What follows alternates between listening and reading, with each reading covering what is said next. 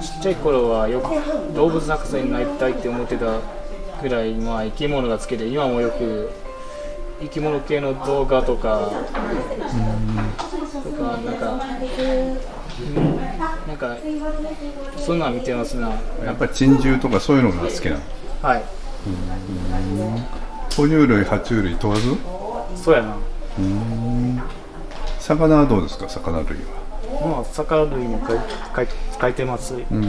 深海魚とか。まあそうやな。だからちょっと変わった生き物が好きなんだ。はい。